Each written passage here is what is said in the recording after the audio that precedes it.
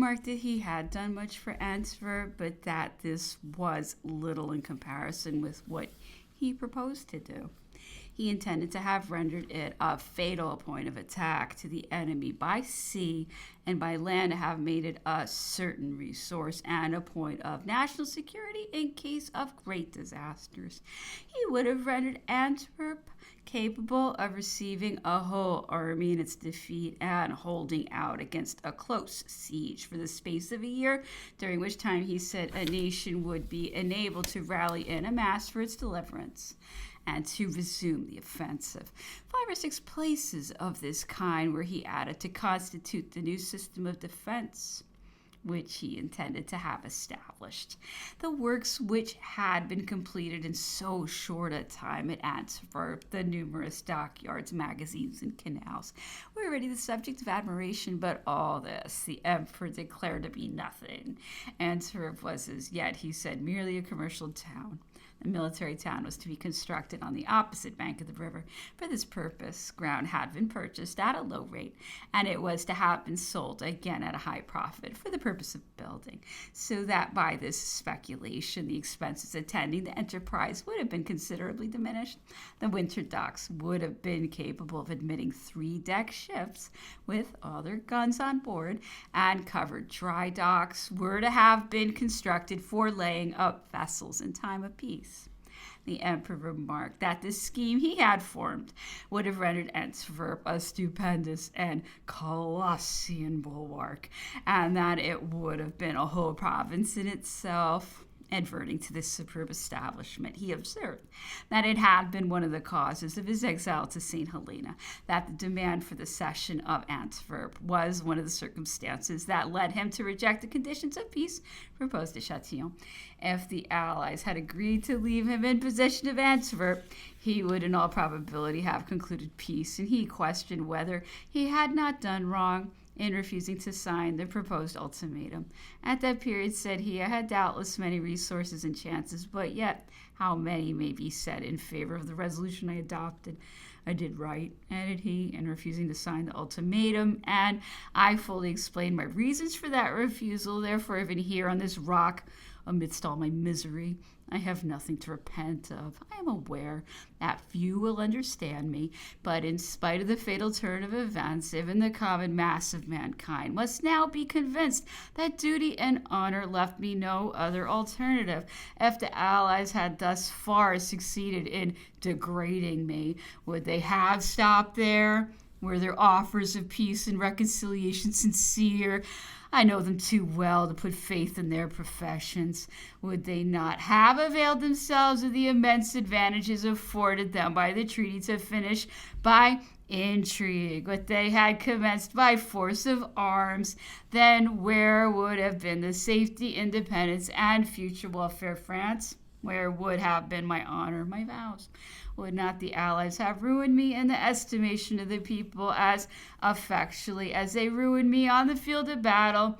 They would have found public opinion too ready to receive the impression which it would have been their aim to give to it. How would France have reproached me for suffering foreigners to parcel out the territory that had been entrusted to my care? How many faults would have been attributed to me by the unjust and the unfortunate? Could the French people, full of the recollections of their glory, have patiently endured the burdens that would inevitably have been imposed on them? Hence would have arisen fresh commotions, anarchy, and desolation. I preferred risking the last chances of battle, determining to abdicate in case of necessity. I acknowledge the justice of the emperor's observations. He had lost the throne, it is true, but voluntarily, and because he preferred to renounce it rather than compromise our welfare and his own honor. History will appreciate this sublime sacrifice. Power and life are transitory, but glory endures and is immortal. But after all, said the emperor, the historian will perhaps find it difficult to do me justice, for the world is so overwhelmed with libels and falsehoods. My actions have been so misrepresented, my character so darkened and misunderstood. To this, someone present replied, the doubt could exist only during his life, that injustice would be confined solely to his contemporaries, that, as he had said himself, as he had already remarked, the clouds would disperse in proportion as his memory advanced in posterity, that his character would rise daily and become the noblest subject for the pen of history, and that, though the first catastrophe might have proved fatal to his memory, owing to the outcry that was then raised against him, yet the prodigies of his return, the acts of his brief government, and his exile to St. Helena now left him crowned with glory in the eyes of nations and posterity. That is very true, replied the emperor with an air of satisfaction, and my fate may be said to be the very opposite of others. A fall usually has the effect of lowering a man's character, but on the contrary, my fall has elevated me prodigiously. Every succeeding day divests me of some portion of my tyrant's skin. After a few moments of silence, the conversation was again resumed on the subject of Antwerp and the English expedition. The English government and its general, said the emperor, seemed to vie with each other in want of skill. If Lord Chatham, to whom our soldiers gave the nickname of my Lord Jeton, had resolved to make an energetic movement, he might doubtless have destroyed our valuable establishment by a coup de main. But the first moment being lost in our fleet return, the place was secure. There was a great deal of exaggeration respecting the efforts and measures taken for the safety of Antwerp. The zeal of the citizens was excited only for secret and criminal designs.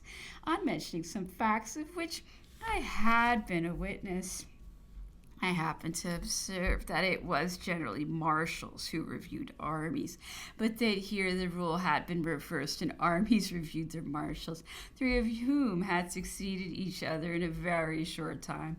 Political circumstances, said the emperor, called for this change. I sent Bessier to Antwerp because the crisis demanded a firm and confidential man, but as soon as the critical period was expired, I sent another to succeed Bessier because I wished to have the latter near me.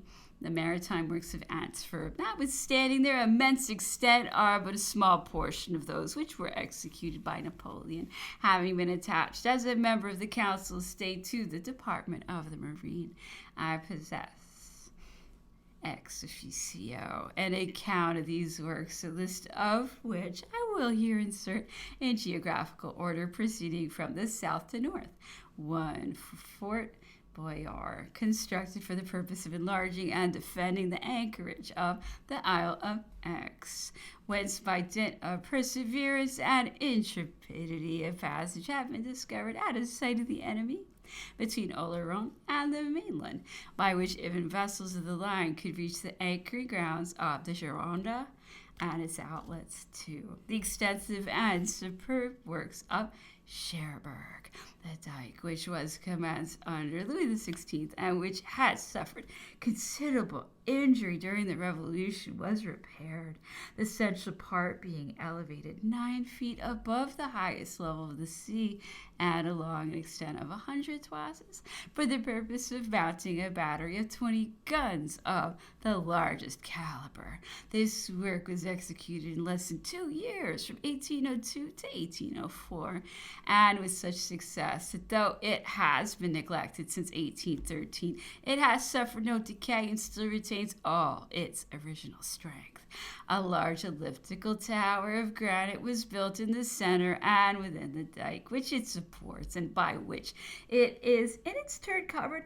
The huge foundation of this work, which being constructed in the open sea, of course presented enormous difficulties, was completed at the end of 1812 and raised to the height of 6 feet above the level of the highest tide. The solidity which it has preserved since that period, though in a state of neglect and exposed to the violent action of the waves, is the manifest proof of the strength of the defensive works that were projected on this artificial rock when the time should arrive for the full completion of the plan.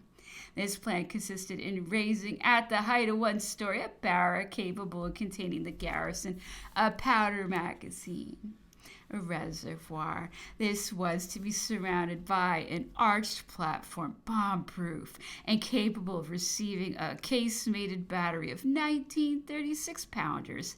And above this was to be a second platform capable of receiving mounted guns if necessary, the whole crowning the central battery already existing on the dike itself. Thus, the enemy's attack would have been resisted by 4 ranges of batteries, one above another. In less than 8 years, a military post was formed by digging into the live rock. It was capable of containing 45 ships of the line, a proportional number of frigates, 3 slips for building.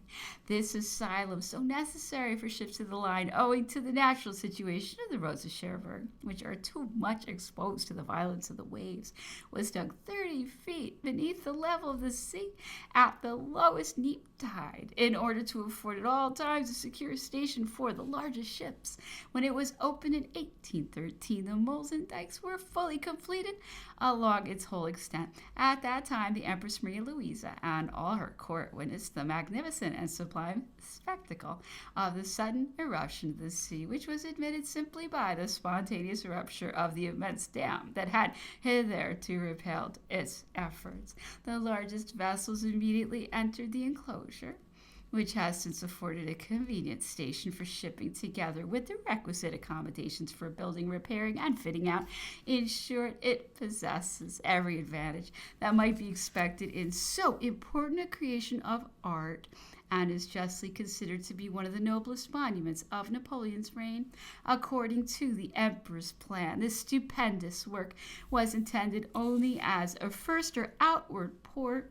He had determined on constructing in a lateral direction at a little distance beyond it a second or inward port, which was to be commenced immediately, and which would have been speedily completed owing to the precautions that were previously adopted. It was to be large enough to receive 25 ships of the line, and behind these 2 ports, and extending along their whole length in a semicircular form, there were to be built 30 covered docks, where an equal number of sail of the line might be kept in constant readiness to be put to sea. Such were the immense works executed or planned at Cherbourg alone. 3. The numerous works occasioned by raising the flotilla for the invasion of England. It was necessary to provide anchorages, to render the preparations simultaneously, and to execute every offensive and defensive operation. All this required at various points the construction of forts in stone and woodwork, quays, basins, châteaux, dams, sluices. Boulogne was chosen as the central point of assemblage, and Memoirs, Ambleteuse, and Etaples were the secondary points. Boulogne itself was rendered capable of receiving 2,000 ships of different kinds. Besides, its natural port, an artificial basin, was formed by means of a dam closed in the middle by a sluice 24 feet wide. This basin was capable of containing 800 or 900 ships afloat and in a constant state of readiness. And the sluice, by its power of resistance, had the advantage, when closed, of producing runs of water which increased the depth of the natural port and freed its entrance from the obstruction of sandbanks. Memoirs, Etaples, and Ambleteuse were simultaneously rendered capable to receive a proportional number of ships. All these undertakings were completed in the space of 2 years. 4. Important local repairs and improvements in all the ports of the coast. Havre was rendered accessible to frigates by destroying, by means of a strong sluice, the gravel bank that obstructed its entrance. Improvements were made at St. Valery, Dieppe, Calais, Gravelines, and Dunkirk. The port of the latter was cleared, and the marsh that covered the town was drained. A second flotilla was to be assembled at Ostend, to which a free entrance had been effected by clearing its canal. 5. The works of Flushing. This town having momentarily fallen into the hands of the English, they destroyed all its military establishments when they invaded it. The emperor ordered the reconstruction of the works on a much more extensive scale than before. Fully appreciating the important geographical situation of the place, he ordered the basin to be redug and enlarged, as well as its entrance. The canal was also to be deepened so that the basin might be rendered capable of admitting even vessels of 80 tons and affording a winter station for a squadron of 20 ships, always ready to put to sea in 1 or 2 tides. This advantage was to be procured by means of a very ingenious plan suggested by the naval commandant of the place, and which consisted simply in confining the water at high tide in the ditches of the town. The basin was a most important acquisition, as it afforded the means of making naval preparations free of all the inconveniences of the Scheldt. Our ships would have been enabled to sail directly to the coast of England, and the English would thus have been compelled to keep cruisers constantly on the watch, whereas thereto, as soon as they knew that our ships were disarmed in Flushing or returned to Antwerp on the approach of winter, they tranquilly went into port, having nothing to apprehend until the return of spring. But it was necessary to render the fortifications of Flushing equal to the protection of a whole squadron. Consequently, defensive works were multiplied on various points. Magazines and other establishments were reconstructed, and orders were issued for rendering them bomb-proof and surmounting them with batteries. Flushing would have been thickly planted with cannon on all points, and would in short have been rendered impregnable. 6. Works commenced at Terneuse. The importance of the western mouth of the Scheldt for enabling our fleet to sail in and out, and the inconveniences attending the return of our ships to Antwerp every year during the winter season suggested to the emperor the idea of establishing a still greater arsenal than Flushing near the mouth of the river. Terneuse, on the left bank of the Scheldt, 3 leagues from the mouth of the river, was the point fixed on, and the works were immediately commenced. They were, however, suspended on account of the great length of time, as well as the enormous expense that would have been requisite for their completion. 7. The immense works at Antwerp, this town, which is nearly 20 leagues distant from the sea, from which it is separated by a winding road, seemed to be divested of every desirable advantage for the formation of a maritime arsenal, and it had hitherto presented only petty commercial establishments. A fleet raised at Antwerp would with difficulty have been able to descend the river, and would have been ill defended against the inclemencies of the weather or the attempts of the enemy. It would have been useless during 1/3 of the year for the approach of winter forced the ships to come up higher to avoid the current and ice of the river, there being no floating basins. But these numerous difficulties seemed as nothing in the eyes of Napoleon, in his impatience to make the English feel the dangers of the Scheldt, which they had themselves so frequently acknowledged to be formidable. He speedily concerted his plans, and in less than 8 years Antwerp assumed the aspect of an important maritime arsenal, and a considerable fleet was ready riding in the Scheldt.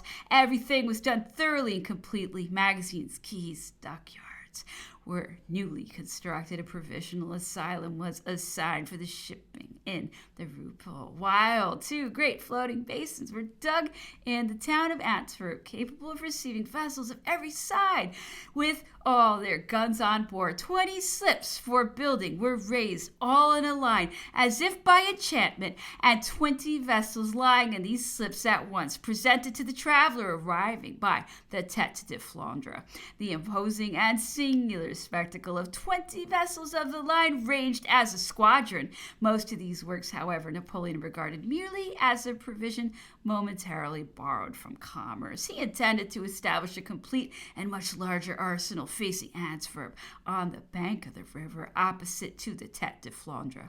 He at first conceived the bold design of throwing a bridge across the Scheldt, but he at length determined in favor of flying bridges of a very ingenious construction. The emperor, as I have already observed, had formed the grandest ideas respecting the improvements at Antwerp, and the details of his plan extended as far as the sea. He used to say that he intended to make Antwerp a province, a little kingdom to itself. to this object. He devoted himself with that degree of interest which he might be expected to evince in the execution of one of his most favorite projects. He made several journeys to Antwerp for the purpose of personally inspecting the works in the most trivial details. On one of these occasions, he happened to fall in with a captain or lieutenant colonel of engineers who was modestly assisting in the fortifications of the place, and with whom he entered into the discussion of certain points connected with the business in which he was engaged. Shortly after, the officer unexpectedly received a letter informing him that he was appointed aide-de-camp to the emperor and directing him to repair to the Tuileries to enter upon his duties. The poor officer was filled with astonishment. He thought he was dreaming, or that the letter had been misdirected. He was so extremely diffident and possessed so little knowledge of the world that this announcement of his promotion threw him into great perplexity. He recollected having once seen me at Antwerp, and he begged I would render him my assistance. Accordingly, on his arrival in Paris, he came and assured me of his total ignorance of court manners